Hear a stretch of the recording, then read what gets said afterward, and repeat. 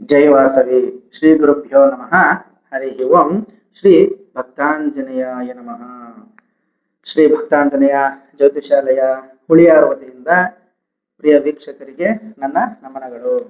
ಹಾಗಾಗಿ ಈ ಒಂದು ದಿವಸ ನಿಮ್ಮೊಂದಿಗೆ ಎರಡು ಮಾತನ್ನು ಹಂಚ್ಕೋಬೇಕು ಅಂತ ಇಷ್ಟಪಡ್ತಾ ಇದ್ದೀನಿ. ಏನಂದ್ರೆ ಅಮಾವಾಸ್ಯೆ ವಿಷಯ ಅಂತಂದ್ರೆ ಯಾರು ಭಯ ಪಡೋ ಅವಶ್ಯಕತೆ ಇಲ್ಲ.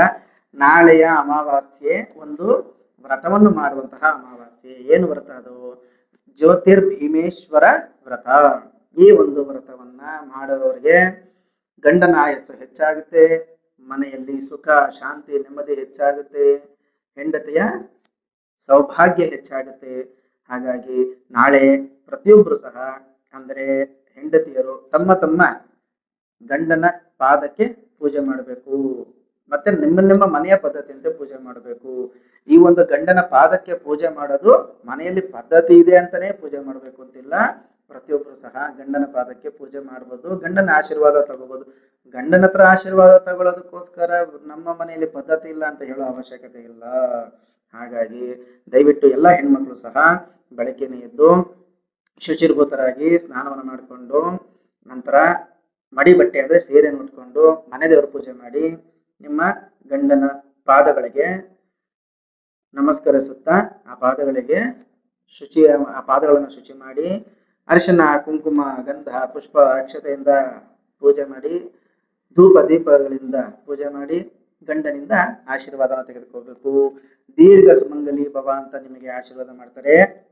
ಆ ಒಂದು ಆಶೀರ್ವಾದದಿಂದ ತಮ್ಮ ಸೌಭಾಗ್ಯವು ಹೆಚ್ಚುತ್ತದೆ, ನಿಮ್ಮ ಗಂಡನ ಆಯಸ್ಸು ಹೆಚ್ಚುತ್ತದೆ, ಅವರಿಗೆ ಯಾವುದೇ ರೀತಿಯಾದಂತಹ ಕಷ್ಟ ಕಾರ್ಪಣ್ಯಗಳು ಬರೋದಿಲ್ಲ, ದೂರ ಆಗುತ್ತವೆ. ಪ್ರತಿಯೊಂದು ಮನೆಯಲ್ಲೂ ಹೆಂಡತಿ ಹೇಗೆ ನಡ್ಕೊಂಡು ಹೋಗ್ತಾಳೋ ಆ ಮನೆಯ ಸೌಭಾಗ್ಯವು ಆ ಮನೆಯ ಆಯಸ್ಸು ಸಹ ಹೆಚ್ಚಾಗ್ತಾ ಇರುತ್ತಂತೆ. ಹಾಗಾಗಿ ನೀವು ಮಾಡುವಂತಹ ಈ ಒಂದು ಪೂಜೆ ಒಂದು ಸಂಕಲ್ಪ ನಿಮ್ಮ ಗಂಡನನ್ನು ಆಯಸ್ಸು ಹೆಚ್ಚಿಸುತ್ತದೆ ಮತ್ತು ನಿಮ್ಮ ಮನೆಯ ಆಯಸ್ಸು ಸಹ ಹೆಚ್ಚಾಗುತ್ತದೆ, ನಿಮ್ಮ ಮನೆಗೆ ಅಭಿವೃದ್ಧಿ ಆಗುತ್ತೆ. ಹಾಗಾಗಿ ಈ ಒಂದು ವ್ರತವನ್ನು ಮಾಡಿ. ಕೆಲವು ಕಡೆ ಈ ಒಂದು ವ್ರತದ ವಿಧಾನಗಳು ಬೇರೆ ಬೇರೆ ರೀತಿ ಇದೆ. ಕೆಲವರು ಏನ್ ಮಾಡ್ತಾರೆ, ದೀಪಸ್ತಂಭವನ್ನು ಇಟ್ಟು ಆ 2 ದೀಪಸ್ತಂಭವನ್ನು ಇಟ್ಟು ಆ ದೀಪಸ್ತಂಭಕ್ಕೆ ಶಿವ ಪಾರ್ವತಿಯರನ್ನ ಆವಾಹನೆ ಮಾಡಿ ಪೂಜೆ ಮಾಡ್ತಾರೆ.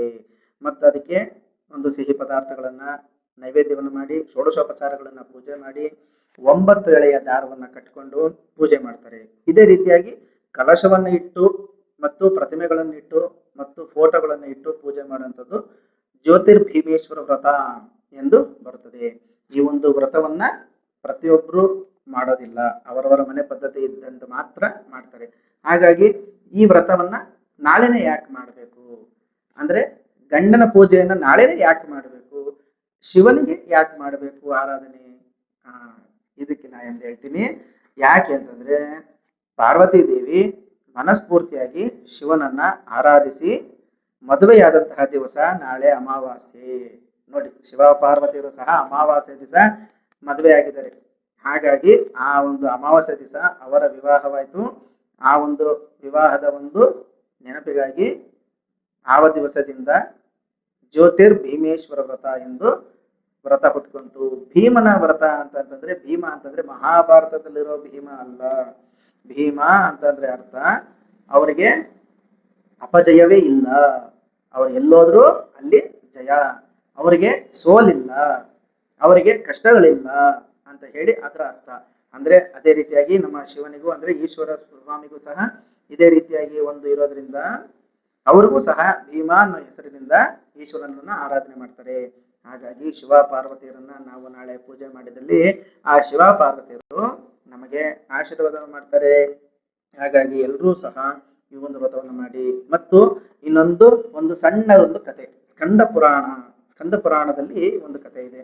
ಒಬ್ಬ ಮಹಾರಾಜ ತನ್ನ ಮಗನ ಶವವನ್ನು ಇಟ್ಕೊಂಡು ರಾಜ್ಯದಲ್ಲಿ ಒಂದು ವಿಚಾರವನ್ನ ಹೊರಡಿಸ್ತಾನೆ.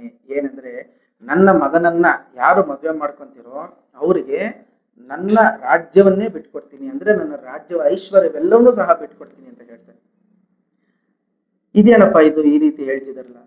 ಆ ಮಗ ಶವವಾಗಿ ಮಲ್ಕೊಂಡಿದ್ದಾನೆ, ಆ ಒಂದು ಶವಕ್ಕೆ ಯಾರು ತಾನೇ ಮುಂದೆ ಬರ್ತಾರೆ ಮದ್ವೆ ಆಗಕ್ಕೆ ಅಂತ ಇಡೀ ರಾಜ್ಯದಲ್ಲೆಲ್ಲ ಅನ್ಕೊಂತಿರ್ತಾರೆ. ಆದ್ರೆ ಒಬ್ಬ ಬಡವ, ಆ ಒಂದು ಬಡವ ತನ್ನ ಮಗಳನ್ನ ಕರ್ಕೊಂಡ್ಬಂದು, ಸ್ವಾಮಿ ನನ್ನ ಮಗಳನ್ನ ನಿಮ್ಮ ಮಗನಿಗೆ ಕೊಟ್ಟು ಮದುವೆ ಮಾಡ್ಕೊಡೋದಕ್ಕೆ ನನಗೆ ಇಚ್ಛೆ ಇದೆ ಅಂತ ಹೇಳಿ ಕರ್ಕೊಂಡ್ಬರ್ತಾನೆ. ಆ ಮಹಾರಾಜ ತುಂಬಾ ಸಂತೋಷಪಟ್ಟು ಆ ಒಂದು ಶವದ ಕೈಯಲ್ಲಿ ಆ ಹೆಣ್ಣು ಮಗುವಿಗೆ ಮದುವೆಯನ್ನು ಮಾಡಿಸ್ತಾರೆ. ಆ ಒಂದು ಮದುವೆ ಮಾಡಿಸಿದ್ಮೇಲೆ ಶವವನ್ನ ಕರ್ಕೊಂಡು ಹೋಗ್ತಾ ಇರುವಂತಹ ಸಮಯದಲ್ಲಿ ಪ್ರಕೃತಿಯ ಒಂದು ವಿಕೋಪಕ್ಕೆ ತುಂಬಾ ಜೋರಾದ ಒಂದು ಮಳೆ ಬರುತ್ತೆ. ಆ ಒಂದು ಮಳೆಯಿಂದ ಎಲ್ಲರೂ ಸಹ ದಿಕ್ಕಾಪಾಲಾಗಿ ಓಡೋಗ್ತಾರೆ. ರಾಜ, ಮಂತ್ರಿ, ಆ ತಂದೆ, ಇಲ್ಲಿದ್ದಂತಹ ಜನಗಳು ಎಲ್ಲರೂ ಸಹ ದಿಕ್ಕಾಪಾಲಾಗಿ ಓಡೋಗ್ತಾರೆ. ಕೊನೆಗೆ ಆ ಒಂದು ರಾಜಕುಮಾರ ಶವನನ್ನ ಇಟ್ಕೊಂಡಂತಹ 4 ಜನನೂ ಸಹ ಹೆಗಲು ಬಿಟ್ಟು ಅಲ್ಲಿಂದ ಓಡೋಗ್ತಾರೆ.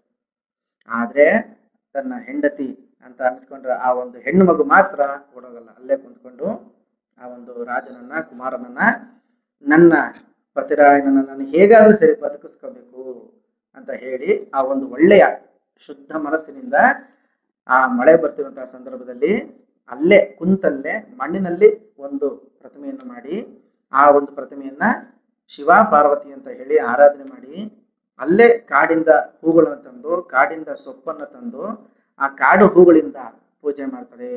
ಮಾಡುವಂತಹ ಹೂ ಯಾವುದು ಅನ್ನೋದು ಮುಖ್ಯ ಅಲ್ಲ, ಮಾಡುವಂತಹ ಶ್ರದ್ಧೆ, ಭಕ್ತಿ ಅನ್ನೋದು ಮುಖ್ಯ ಅಂತ ಹೇಳಿ ಆಕೆ ತಿಳಿದುಕೊಂಡು ಪೂಜೆ ಮಾಡ್ತಾಳೆ. ಆ ಒಂದು ಪೂಜಾ ಫಲದಿಂದ ಶಿವ ಪಾರ್ವತಿಯರು ಪ್ರತ್ಯಕ್ಷರಾಗಿ ಅವರಿಗೆ ಒಂದು ವರವನ್ನು ಕೊಟ್ಟು ತನ್ನ ಗಂಡನಿಗೆ ಪುನಃ ಪ್ರಾಣವನ್ನ ಕೊಡ್ತಾರೆ. ಹಾಗಾಗಿ ಆ ದಿವಸದಿಂದ ಆ ಒಂದು ತಾಯಿ ತನ್ನ ಗಂಡನ ಜೊತೆ ಪ್ರತಿ ವರ್ಷವೂ ಈ ಒಂದು ಆಷಾಢ ಮಾಸದ ಅಮಾವಾಸ್ಯ ದಿವಸ ಪೂಜೆಯನ್ನ ಮಾಡ್ತಾ ಬರ್ತಿರ್ತಾಳೆ. ಅಂದ್ರೆ ಜ್ಯೋತಿರ್ಭೀಮೇಶ್ವರ ವ್ರತವನ್ನ ಮಾಡ್ತಾ ಬರ್ತಿರ್ತಾಳೆ. ಹಾಗಾಗಿ ಈ ಒಂದು ಪುರಾಣವನ್ನ ಯಾರು ಕೇಳಿಸ್ಕೊಂತಾರೋ ಇಲ್ಲ ಯಾರು ಹೇಳ್ತಾರೋ ಅವ್ರಿಗೆಲ್ರಿಗೂ ಸಹ ಒಳ್ಳೇದಾಗುತ್ತೆ. ಹಾಗಾಗಿ ನಾಳೆ ದಿವಸ ದಯವಿಟ್ಟು ಎಲ್ಲರೂ ಸಹ ಈ ಒಂದು ಸಣ್ಣ ಒಂದು ಕ್ರಮವನ್ನ ನಿಮ್ಮ ಮನೆಯಲ್ಲಿ ನೀವು ಆಚರಿಸಿ ನಿಮಗೂ, ನಿಮ್ಮ ಮನೆಯವರಿಗೂ, ನಿಮ್ಮ ಪತಿರಾಯರಿಗೂ ಎಲ್ರಿಗೂ ಸಹ ಒಳ್ಳೇದಾಗುತ್ತೆ ಅಂತ ಹೇಳ್ತಾ ನನ್ನ ಈ ಒಂದು 2 ಮಾತನ್ನ ಮುಗಿಸ್ತಾ ಇದ್ದೀನಿ. ಜೈ ವಾಸವಿ.